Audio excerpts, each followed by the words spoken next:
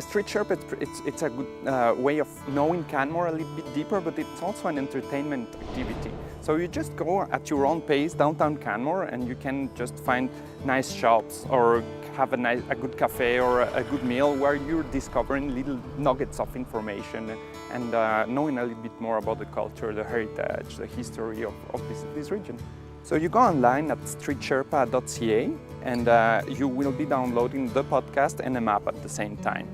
And well, you can put this podcast in any kind of MP3 device, whatever you use to listen to music. Then you have your map and you go to the first station of the map. You play the first track on your audio file, and then you go to the second station, you play the second track, and so on until the 12th station, which is actually a tour of downtown Canmore with 12 stations, about 45 minutes. Station 7, Canmore Hotel. This building is almost as old as the town itself. The Canmore Hotel was opened in 1890 by a French nobleman.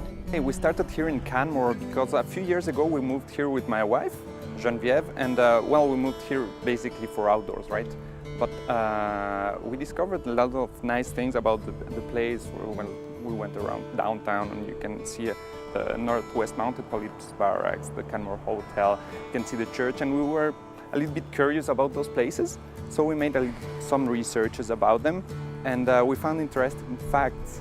So we decided just to put them together and make a podcast out of it to share them with others. The very first church to be built in Canmore was completed in 1891 and still occupies a special place in the hearts of the local people. The research was my favorite part because we got to know Canmore in a deep way, and there's lots of things that we didn't know about here. For example, Canmore, now you see there are very nice condos and really big houses and developments, but at the beginning it was a blue-collar town, and we didn't know that, and it was pretty interesting to know how the miners started this town and developed it. For example, the name Canmore. When you enter downtown, you will see a big head just beside of Main Street. Well, actually that sculpture is very important for Canmore because at the beginning the town was a switching station for the railway.